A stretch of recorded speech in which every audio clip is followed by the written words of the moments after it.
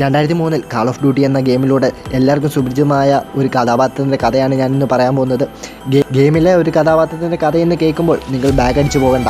ഒരു ചെറിയ കഥയാണെങ്കിലും അതിലൂടെ നിങ്ങൾക്ക് ഒരുപാട് മനസ്സിലാക്കാൻ കഴിയും.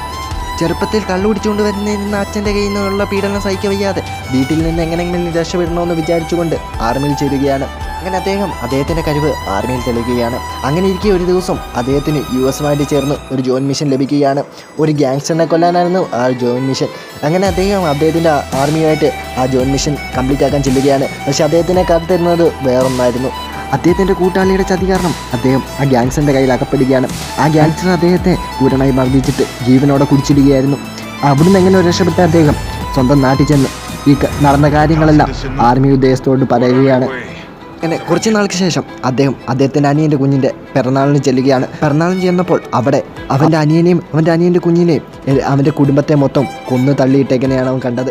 അത് കണ്ട് ദേഷ്യപ്പെട്ട അദ്ദേഹം ആ ഗ്യാങ്സ്റ്ററിനെ കൊല്ലാൻ ഇറങ്ങി പുറപ്പെടുകയാണ്. എല്ലാം നഷ്ടപ്പെട്ട ഒരു ആർമി ഉദ്യോഗസ്ഥൻ്റെ കയ്യിൽ നിന്ന് ആ ഗ്യാങ്സ്റ്ററിന് രക്ഷപ്പെടാൻ കഴിഞ്ഞില്ല. അവൻ ഒറ്റയ്ക്ക് അവിടെ ചെന്ന് ആ ഗ്യാങ്സ്റ്ററിനെ കൊല്ലുകയാണ്.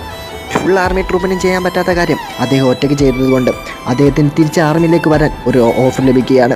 അദ്ദേഹം അപ്പോൾ തിരിച്ചൊരു കണ്ടീഷൻ വെക്കുകയാണ്. അദ്ദേഹത്തിൻ്റെ പാസ്റ്റ് ഫുൾ എറേസ് ചെയ്യുക, അദ്ദേഹത്തിന് ഒരു പുതിയ ഐഡൻറ്റിറ്റി നൽകുക. ഒരു കൂട്ടം ആർമിക്ക് ചെയ്യാൻ പറ്റാത്ത കാര്യം ഒറ്റയ്ക്ക് ചെയ്ത അദ്ദേഹത്തിന് തിരിച്ചെങ്ങനെയെങ്കിലും എടുക്കണമെന്ന് വിചാരിച്ചുകൊണ്ട് അദ്ദേഹത്തിൻ്റെ കണ്ടീഷൻ അക്സെപ്റ്റ് ചെയ്യുകയാണ്.